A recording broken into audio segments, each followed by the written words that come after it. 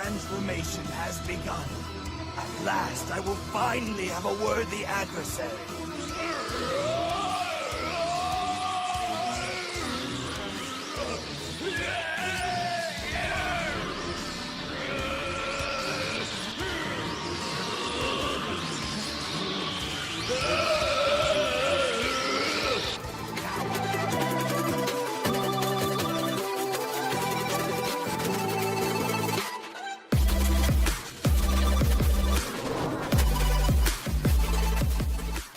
Hey guys, and welcome back to another Unfiltered Gamer board game review. Today's game up at the top is called Dragon Ball Z Perfect Cell, in which you're going to be playing as the different Dragon Ball Z characters, Goku, Gohan, Vegeta, Krillin, and so on and so forth, against the perfect warrior, the perfect fighting warrior, which is actually Cell. And you're going to be doing this thing called like the Cell games. In the last episode, apparently all the good guys have to come up against the bad guy here, and so you're going to be playing this cooperatively game. It's 1 to 4 players, takes about 30 to 45 minutes to play. It's for ages probably about 9, maybe 10 and up. In a game where you're going to be choosing a character along with selecting how much health they have, any special abilities they start with, and then you're going to be getting a set of dice for each character as well. The game has an actual game mechanic where you're rolling the dice, where you can pass the dice, you can put them on different boards, you can do damage to Cell itself, and then you're going to continue doing this until new different waves of boss abilities come out onto the board. As the wave of boss abilities come out, they're going to be doing damage if they stay on the board, and they're also going to leave lasting effects until they are removed from the board. Things like removing the ability for you to pull dice to different people, or the ability to place them on certain parts of the board. And the game is going to continue, and the way you win is by defeating Cell. However, if Cell has used all of his abilities and there are no more abilities to use, then he's going to win. And the other way is if Cell's able to remove all of your life points as a group. Each player is going to have their own set of life points, and if they die, you can still resurrect them, provided you put enough dice into the Dragon Balls to resurrect them. However, it's going to cost you those abilities and that time to do so. And if everybody dies, you're in trouble. The only way to beat him is to remove his life. There's tons of different difficulty settings. Let's go ahead and take a look at the game. So here we have the full game of Dragon Ball Z Perfect Cell. Let's go ahead and go over all the contents in the game. Well, the first thing you probably see is this board here, and it's going to have the health of Cell, the bad guy. It's also going to have the damage area in which you're going to be placing dice to do damage, and additionally the bonus damage you'll be dealing if you fill in these certain spots. Whenever you see a 2 or a 3 on the board, that is going to indicate how many players is needed in the game in order to put them on here. So for instance, in order to go from the 1 track to the 2 track in a 2-player or 2-player higher, you're going to need to put both tokens here, both dice here. And then a 3-player game, so on and so forth, all the way up to this +5. These are each of these sets of die. They're all exactly the same except for color, and each player is going to get their own unique color of dice, which is going to be 5 of these guys. You're also going to have on this board over here Dragon Balls, and if you fill up a certain portion of the board, for instance, this is the 1-player area, this is the 2-player area, and this is the 3 or higher, then you're going to be able to resurrect and heal all the characters that have died or taken damage in the game, but it's going to cost you a set amount of die in order to do that, right? You're also going to get these beans here, and they're basically life points, which will tell you, when depending on the characters you choose, there's all the different types of characters here, and they all have their own unique life totals, and also what these balls do and the unique actions on these guys, as well as their own specific team leader or character leader ability. So you're going to go ahead and have each player select one of these guys over here and put them down across the board and remove the rest of them, and give every player their essential dice they will need, which is going to be those, and remove the rest of them as well. And then you're going to have these extra Dragon Balls over here. These Dragon Balls are going to be picked up randomly. They're going to be face down so you can't see them. But when you roll them, you'll have the ability to choose them and put them next to your board. At the beginning of the game, depending on the number of players, you're going to set out a certain amount of additional cards that you can be able to attach to your screen here.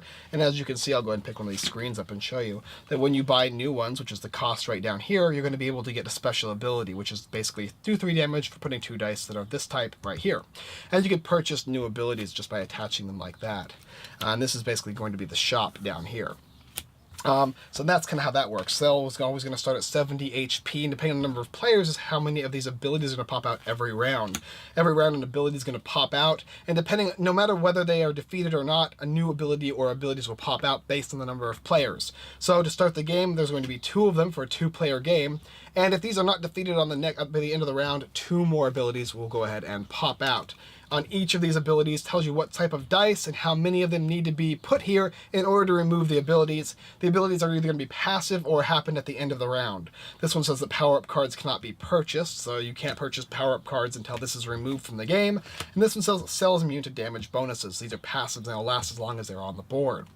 Now, after everything is set up in the game, make sure everybody has their unique amount of life points. This is going to go, we're going to give him 6 of these guys here, and then we're going to go ahead and give Piccolo 6 of these.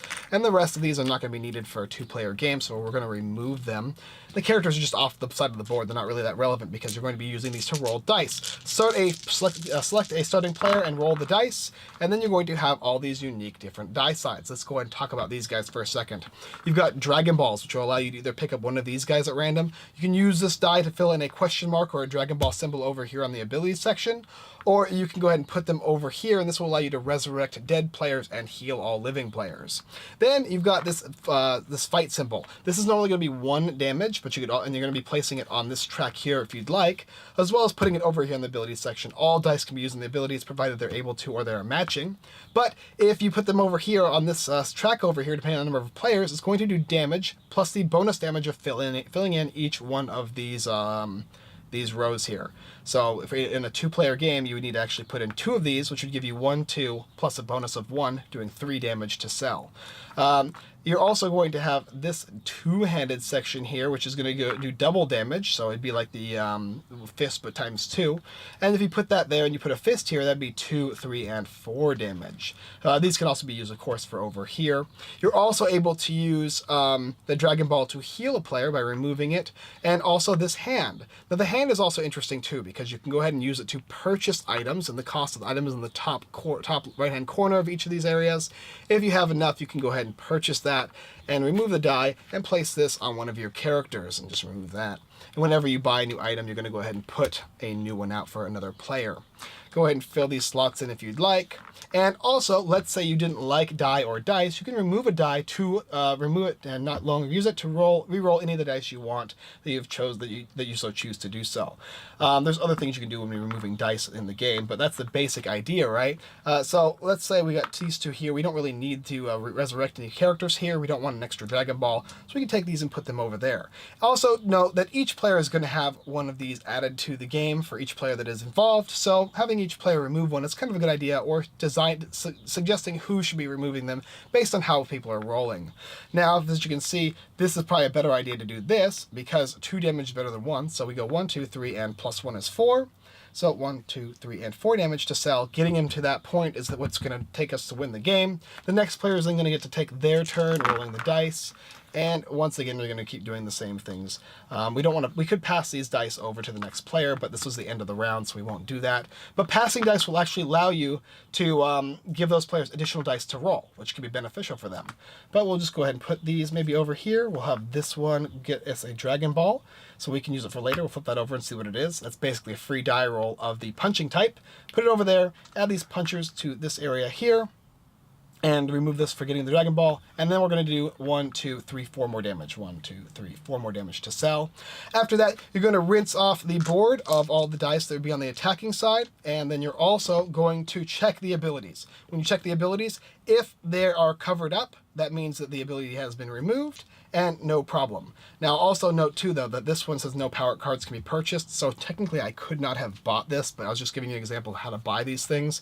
But Cell's rules regulate the game, so in this instance, you would not be able to buy these cards until this is removed. And it's not removed until the end of the round. It'll stay there until the end of the round in which they will get removed, provided you have the dice on them. So then you get over here. This says Cell's immune to the damage bonuses. So also the bonus damages for 1 and 1 and 2 would not be in effect for this round. So, but just to note so you understood how to use that. Then this would get removed. Then, of course, make sure all the dice are back to the players and add 2 more of these things, or 1 for each player. Make sure that you have all of the abilities available for people to buy, and then check to see what the new abilities Cell has. This Dragon Ball cannot be re-rolled or passed, and deal 2 damage to all Z fighters. Last thing to note too is on the boards here how you have your ability. This one says you get a free reroll per turn. That's pretty sweet. That is Gohan's ability. And Piccolo over here says he can change the face of one of 1 die per turn. So you can go ahead and take a die if you don't like that, and you can go ahead and change it. Bam, 2 more damage. So that's pretty cool as well. The game continues until the character cell gets to the 0 and dies, or this deck runs out, and if this deck runs out, you're in deep duty, and you lose as well. Also, if the characters, all your characters take enough damage to be killed, like deal 2 damage to all Z fighters, this will happen every round this is still around, then you will also lose the game. So be aware of these nasty things involved. And that is the basic idea how to play the game Dragon Ball Z Perfect Cell. Let me go up and tell you what I think about it. So a couple caveats before I get to my review. Like I said, there are these abilities that Cell has that will change the way the game is played. And so for my example, I wouldn't have been able to do a couple of things that I did, but I wanted to show you guys how the game works and what you can normally do in the game. But if Cell tells you can't buy stuff or you can't use those bonuses, you cannot do them. But hopefully you have a good idea how the bonuses do work and how buying stuff works as well. The last thing I'll say is that when you buy these bonuses, it's going to give you a bonus ability, like this one here. Costs you 2 hands to use to buy it, and it says you get 1 additional reroll of any number of die, which is basically Gohan's ability. Or you can get something like this, the Super Kamehameha.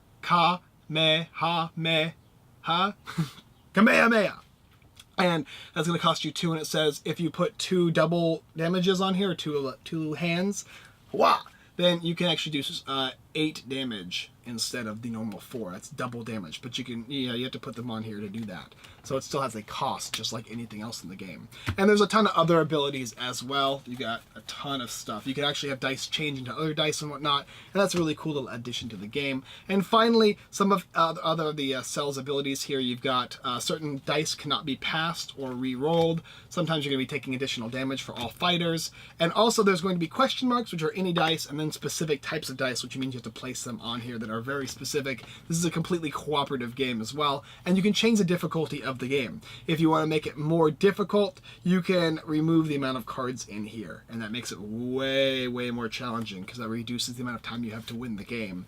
And yeah, that's the basic idea of it. So let me tell you what I think about it. So first of all, this game is super fun. Like, I'm not a Dragon Ball Z fan. I don't like the theme of this game. I've never liked Dragon Ball Z. I think it's slow and I think it's boring. And if you like Dragon Ball Z, I apologize, but I don't like the theme. However, I felt really in tune with trying to defeat Cell in this game. I thought it was really cool that he had a bunch of health. The entire board was basically this super powerful soldier, and I felt like one of the good guys, one of the superheroes in the Dragon Ball Z universe, going around shooting my Dragon Balls or whatever it is they're doing, shooting their powers, level 9,000, and just destroying Cell. You have to really be meticulous in this game. It's very important, the more difficult you make it, that you have to make certain choices that will determine whether you can beat Cell or not. And you can't let certain cards pass or certain abilities pass. You have to defeat these things. On easy mode, it's easy, but you're just perfectly being able to beat it without taking any damage. But the more difficult you get, the more you reduce in these things, way more challenging. Way more challenging, because you have to allow certain abilities to stay on the board and you're going to be taking damage, and it gets crazy. I think this is a perfect game for a lot of people that like the cooperative dice rolling games. Specifically, it's like King of Tokyo, but the cooperative version of it, because it is really interactive and you really have to work together, but what you do is still your own choice. And the ability to pass dice to other players, provided you get the chance to, is super cool as well. I like all the extra abilities you get. The character abilities are really worth it and are useful, but you don't want to give away too many dice. Dice are your commodity in this game to defeat Cell, and if you're using too much to power up yourself and not worrying about destroying his abilities or removing his health, it can get really tricky. One game we almost lost. It was the last turn of the game, and I managed to do 30 damage, which is a ton of damage to this guy. Had we not done that, we would have probably lost the game. But overall, the component quality is great. IDW did a great job in this game. It's produced phenomenally. If you like Dragon Ball Z, you're definitely going to like this game. It is definitely receiving, this is staying in my collection. I'm going to be playing this quite a bit more, and I want to play on the more harder difficulties, because I've won every game so far, but I've never really super challenged myself, because I felt like it's going to be too hard. But I think that's kind of good as well, because it gives replayability in this game that you wouldn't think would have a lot, but it does. It has enough for me. It's definitely worth a purchase. It's definitely worth checking into. I'm right on the cusp of giving it my seal of approval. I don't know, it's super good. It's super there. If it didn't have the Dragon Ball theme, I'd probably be right on there. But if it was superheroes or anything else, I'd be hands down on board with it. You know what? In fact, yes. Yeah, it's good enough. Like, it really is. It's really fun. You're really going to enjoy this game. I definitely suggest checking out, especially Dragon Ball Z fans. You're going to enjoy the game. Dragon Ball Z Perfect Cell. Go ahead and check it out in the description below by IDW.